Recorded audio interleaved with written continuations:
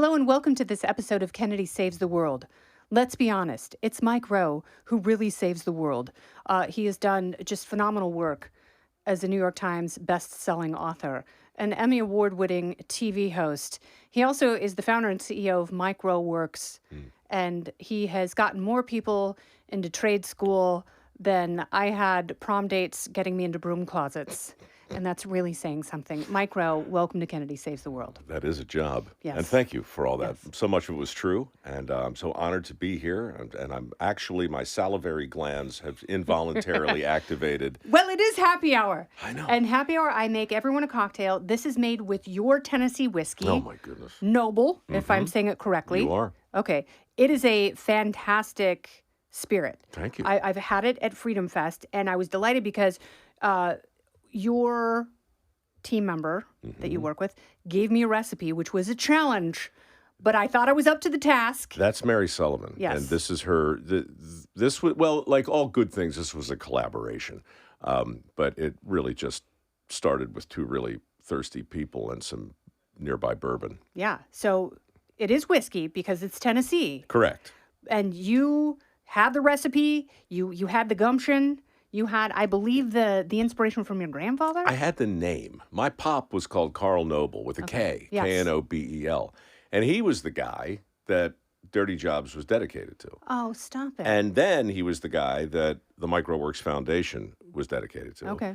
And then he died, and then, as people do, and then we were locked down. It was all very sad. And the world was like, Mike Rowe, why aren't you doing Dirty Jobs anymore? Here at a time when essential work is headline news. And I thought to myself, well, maybe I should do it. So we rebooted the show.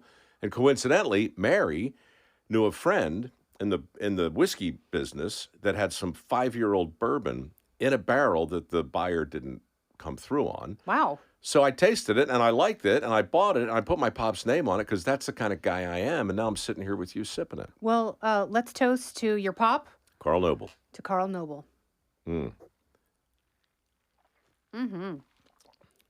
Yummy. We call it a noble cause. Yeah, this is lovely. So it's fresh lemon juice, ginger syrup, which I made with simple syrup, which was half cane sugar, half water. I dissolved the cane sugar, added the ginger, let it simmer for 20 minutes, and then it's Noble Tennessee whiskey with a K Yeah. and honey syrup. Yeah. Problem with this drink is, like, most bars don't have that ginger syrup. Yes. They don't have it. And if you ask a guy to make it, it's going to go very badly very quickly. Yes. Bartenders are busy people, and You they don't. you can't whip up ginger syrup. Yeah, you can ask for a bespoke drink as long as the attendant ingredients are there Yes. and can be mixed, appropriately. But you can't ask a guy to come up with a whole new ingredient. They hate that. How did you come up with this concoction? Well, it was the name. I thought noble cause. A noble cause was everything my granddad epitomized. He only went to the 7th grade, my pop, but by the time he was 30, he was a licensed electrician, a steam fitter, pipe fitter, welder. Guy could build a house without a blueprint. Yes. You know, he just had that chip. And tragically, that chip, the handy gene, is recessive. But you've been on This Old House. Oh, and sure. I know this because my legal domestic partner watches This Old House like religiously. And I was like, I'm interviewing Mike Rowe.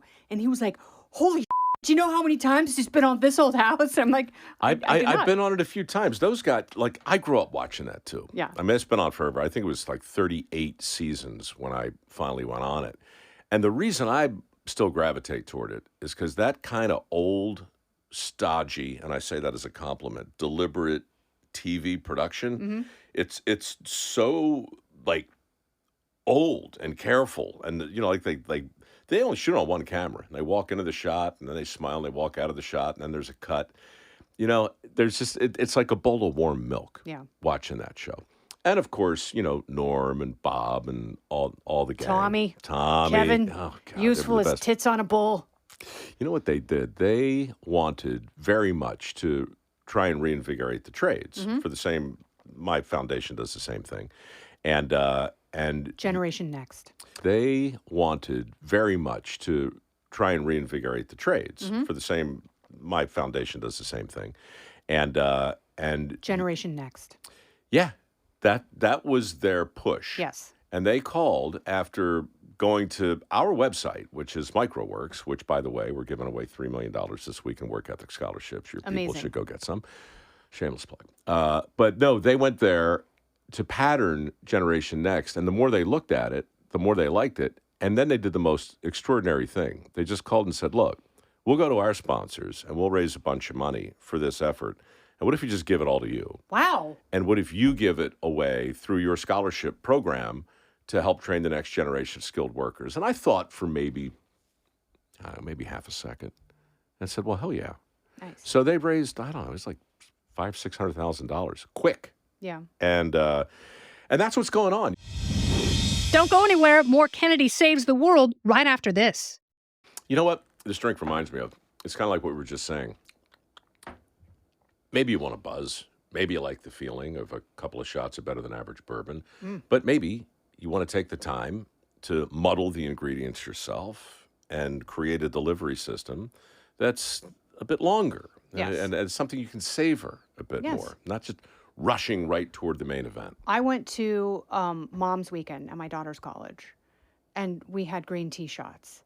And that was the opposite of this. Yeah. It was really fun, but it was not a long, slow, dignified sip Right. as you would have You're just slamming with the the green noble tea. cause. Yeah. It's not. There's no green tea in a green tea shot. Well, that's ironic then, isn't it? Yeah, it sure is. And is it actually a shot, or is it like No, just a it's tumbler? it's a shot, but they add up over Yeah, the yeah. night. It turns out. Yeah. Yeah, the exponential effect of bad choices. I'm familiar. Yeah, something mothers have to pass along to their daughters. I was very, very proud to do that. So what was this event? A mother's Mom's Weekend. Mom's Weekend. Yeah. So all the moms Yep. are together. Yeah, with the children's. Oh, well, that's different, isn't it? Yeah. It's not But a true it's- Mom's Weekend. Well, it is. It's a mother-daughter weekend. But okay. So I've told this story on the podcast to Jimmy Fela. So my daughter's boyfriend, his fraternity brother, comes into the bar, white as a ghost, and he's like, "Oh my God, this woman who's a mom and had a wedding ring on came up to me and goes, 'Do you like Wendy's?' And I said yes, and she goes, 'Wendy's titties in your face.'" And I was like crying, laughing. 'Cause, Good like, mom. The mom did that. Strong. And tried to motorboat the guy and like semi-assaulted him, but it made me laugh so hard. Yeah. Because like there's someone's mom out there like going for it on Mom's Weekend. Well, that's amazing, but there's also some dude out there walking around with the story for the ages. And the rest of his life is just going to be a pale shadow. Everything's going to compare to that day that the crazy Wendy lady came Yeah. up and just battered him. Yeah, I went home and told her sister who was in high school, I'm like, some of these moms sent it. And I told her the Wendy's story, and she was like, oh my God. What's the setup again? What's the question? Have you been to Wendy's? Yeah, Seen Wendy's? do you like Wendy's? Do you like Wendy's? Yeah, I like Wendy's. Yeah, I like Wendy's. Wendy's titties in your face. Good God. Yeah, no, humanity is just fine, Mike. Don't you worry about a thing. This is how we save the world. I interviewed the super welder, the lady Oh, welder. Chloe. Yes, Chloe was You amazing. talked to Chloe Hudson? Yes, I did on this very podcast. She's one of our rock stars. She was a delight, and it was so nice talking to her because she was like, "This is not easy." She's like, "This Yeah. is really, really competitive, difficult work, and it is so precise." Yeah, I mean, her story starts with almost signing on the dotted line and borrowing $300,000 to be a plastic surgeon. Yeah, that's what she said. Very close to doing it, and she thought at the last minute, I just can't assume that kind of debt for something that's just not guaranteed. We gave her, I don't mean, like $4 or $5 grand, maybe. I don't even know if we gave her that much.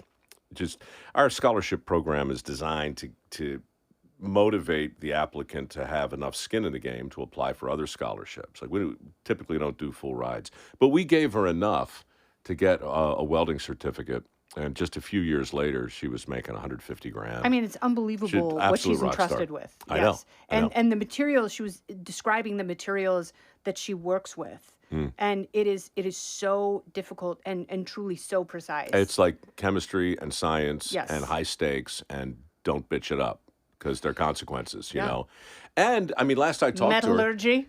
yes, anything that ends with ergy, you know. Yes. But she's what did she say to me? I don't want to be a welder. I don't want to be a welder. She's like, don't give me all the, best women welder or all that. Yeah. And the thing is, she's very feminine. You know, Yes. I mean, she's Beautiful. yeah, she looks like She's like Jessica Rabbit. yes, she looks like Jessica Rabbit. She Yes. was just drawn that way. I told my daughter, like, if you want to make money right out of college, be a plumber. And she was like, that sounds disgusting. I thought you were going to say be a stripper. Get those. Like, use I'd those rather be a assets. stripper. Yeah. Well, you know what?